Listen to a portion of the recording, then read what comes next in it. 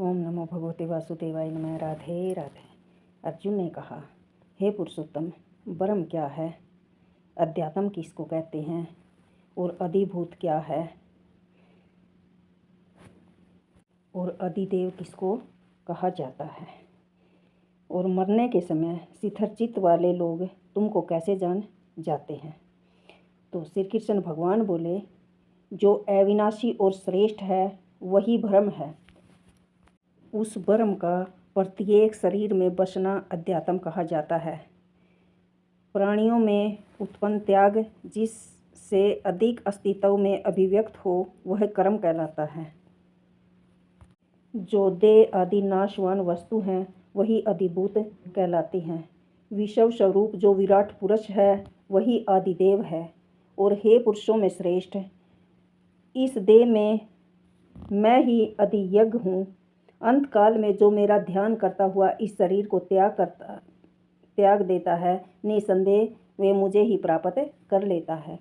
हे कुंती पुत्र, अंत समय में जिस वस्तु का स्मरण करता हुआ मनुष्य शरीर त्यागता है वह उसी को प्राप्त हो जाता है। और हे पार्थ, इस शरीर में अंतर्यामी रूप से समाया हुआ मैं ही परमेश्वर ही अधियज्ञ हूँ।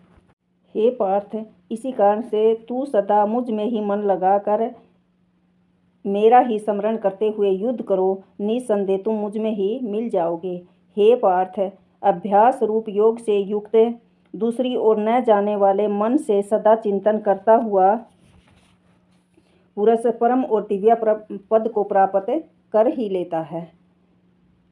और जो अंत समय में मन को एकाग्र करके प्राणों को त्याग देता है, मेरा स्मरण करता हुआ वो मुझे ही प्राप्त कर लेता है। हे पार्थ, इसलिए तू भी अपना ध्यान मुझ में लगाकर युद्ध कर, आखिर में तू मुझे ही प्राप्त कर लेगा। वेद के जानने वाले जो अविनाशी कहते हैं, वितराग होकर सन्यासी जिसमें प्रवेश करते हैं, जिसको चाहने वाले ब्रह्मचर्य का पालन करते हैं, उस परम पद को मैं तुम्हें संक्षेप में बताता हूँ। जो सब इंद्रिय द्वारों को रोककर मन को हृदय में धारण करके प्राण को मस्तक में ले जाकर समाधि योग में स्थित होकर ओम का उच्चारण करता हुआ देह त्याग करता है, उसे मोक्ष रूप उत्तम गति प्राप्त होती है।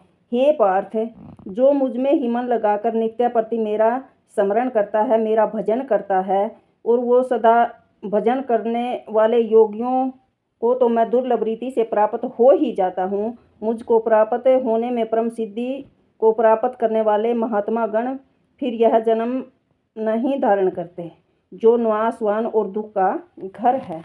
हे अर्जुन, ब्रह्मलोक पर्यंत जितने लोक हैं वहाँ से लौटना पड़ता है, परंतु मुझ में मिलने से फिर जन्म नहीं होता। 1000 महायुगों का एक दिन होता है और 1000 महायुगों की एक रात्रि ब्रह्मा की होती है। जो उन बातों को जानते हैं वह सब ज्ञाता हैं। ब्रह्मा का दिन होने पर अव्यय से सब व्यक्तियों का उदय होता है और रात्रि को उसी में लय हो जाता है। हे पार्थ, समस्त चराचर वस्तुओं का यह समुदाय दिन में बार बार उत्पन्न होकर रात्रि के आगमन में लीन हो जाता है। इस अव्यक्त से परे दूसरा सनातन अव्यक्त है, जो इन सब के नष्ट होने पर भी कभी नष्ट नहीं होता। हे पार्थ, उस अव्यक्त को ही अक्षर कहते हैं, अविनाशी कहते हैं। वही परम गति है जिसको प्राप्त करके फिर संसार में जन्मते और मरते नहीं है, वही मेरा परम धाम है। ए पार्थ, जिसके अंतर्गत सब प्राणी हैं और जिसने उस समस्त जगत का विस्तार कर रखा है, वह श्रेष्ठ पुरुष अनन्य भक्ति से ही मिलता है। हे भारत श्रेष्ठ, जिस समय में योगी जन देह छोड़कर फिर नहीं लौटते, उस समय में अग्नि प्रकाश और दिन शुक्ल पक्ष हो, ऐसे 6 महीने में मृत्यु को प्राप्त होते हैं।